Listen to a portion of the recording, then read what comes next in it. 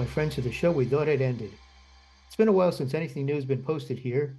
The pandemic eased, I started photographing people again, and I retired the conversations. Or so I thought. My friends Holger Mischke, Jeff Shuey teamed up with Kevin Raber over at PhotoPXL, and they convinced me to get the conversations going again. This time with a team behind me and with a more realistic production schedule. Instead of the insanity of me producing, what was it, two conversations a week, we're now hosting our live photo chats once every 2 weeks under the PhotoPixel banner.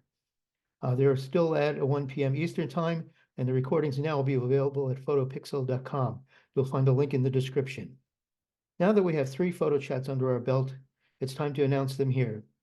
We started off with the entertaining Russell Brown from Adobe. I also travel with 2 phones because I'm on the deck of a ship in Antarctica, and it's the first day out of port, and I drop the iPhone on the deck of the ship and the metal ship on the top, and it, because of the case on my phone, it bounces off the corner of the case and goes right over the railing and into the Antarctic Ocean. And you didn't jump in? Oh God. No, I did not jump in. And it is gone. So just like I'm sure everybody travels with multiple cameras, but thank goodness I had my backup phone with me. I think it also gave me the opportunity to, that was the iPhone was gone, gone, gone. And I gave me the opportunity to open up my Samsung and really get to know it more in that situation. I think you probably all pull out your iPhone occasionally while you're doing your photography and you have a particular, you like its look.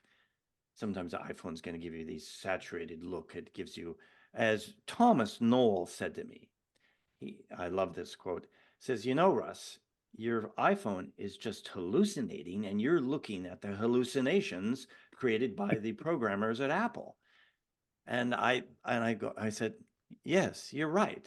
But I like the hallucinations that Apple programmers are giving me. So there are that look, that type of film that you might receive. That film quality is quite interesting sometimes. Next, we had John Hartman on to show us his light painting techniques. Very good. Okay. So obviously, light painting is not intuitive. The first time I ever saw light painting, the photographer brain said, that's really cool, but how do they do that? And my definition of light painting is a little bit different.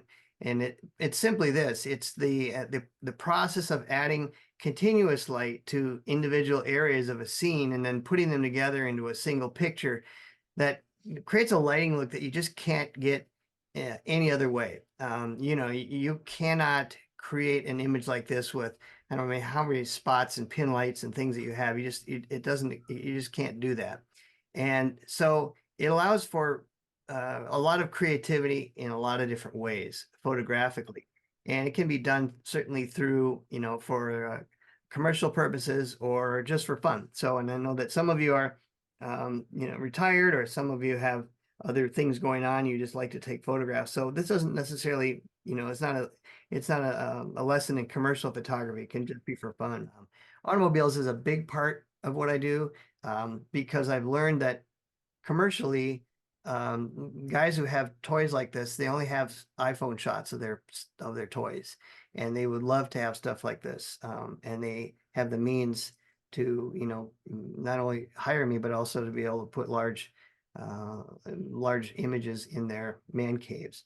So you can do other things. There's also a lot of collectors right now of old musical instruments. People my age who think that they used to want to be rock and roll stars back in the 60s and 70s, now have, in lieu of being a real star, they have man caves full of guitars and drum sets and things, and those kind of things can be light painted as well. A lot of, first question that you ask is, what do you need? What do you need to do this? Well, first of all, you don't need a whole lot, and it's not very, even the professional tools I have don't cost very much, but if you use, you can do, with a lot of times you can do things that you already own.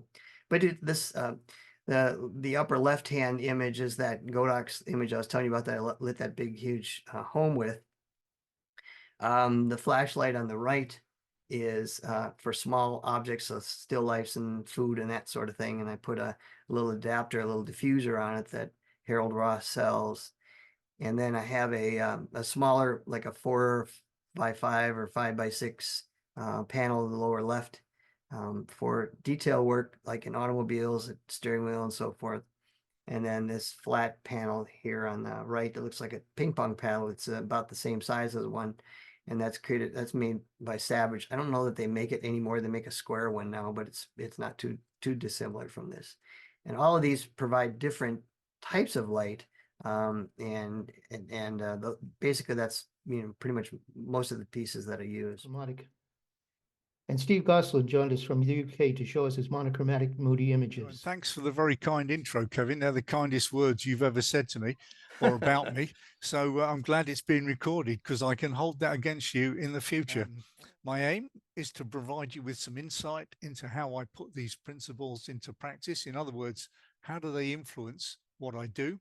And so I'll talk about my motivations, what I was thinking, what I was feeling at the time of firing the shutter, what I was trying to communicate, and how I tried to do that in the resulting photograph.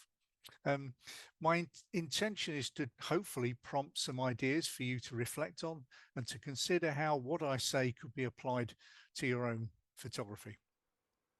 Something a bit different. This photograph was taken in London when I was wandering the streets during a break in a meeting with a client. I saw the graffiti lion and the shh sign on the right-hand side and thought it'd be amusing if I could get someone passing by looking like the lion was about to pounce on them. I pre-visualized the composition. So I wanted one person in the frame moving from right to left so the lion could be positioned behind them. I wanted the person to be distracted, appearing to be totally unaware of the imaginary fate about to befall them. Didn't want any vehicles passing in the shot. This was a sort of entrance exit to an industrial area. And I framed it with the shh sign only partially shown. The rest of it said, "Please beware of our neighbors when leaving this site." Didn't want that bit on there. I waited for about 15 minutes. Couldn't believe my luck when this lady came by, completely absorbed in her mobile phone. But I was clear about, even when I was stood there waiting, I was very clear about what I was looking for. So I'm not interested in technical perfection for its own sake. I was recently watching a video with Alex Soth, the Magnum photographer, and he argued that photography is not about technical perfection. It's actually about finding your own voice. This photograph was taken over 20 years ago, one of my best-selling prints, although the image is not technically perfect. It's not overly sharp, for example, due to the inherent nature of the camera that it was taken with. For the photograph was shot on film using a wooden and brass pinhole camera, just a wooden box with a hole in the front. So no lens, no shutter, no viewfinder, no autofocus, no exposure meter, and therefore not a histogram in sight. So using this simple camera over a period of time forced me to concentrate on developing my vision to find a way of expressing what I wanted to say through the medium of photography, in Soth's words, to find my photographic voice. Full recordings are available to watch at PhotoPXL. You can sign up there to be notified of upcoming photo chats and to be part of the conversations again. I'm excited to see where this new thing goes with the photo chat team, and I hope to see some of you along the journey. Till next time, be well, my friends. Thank you.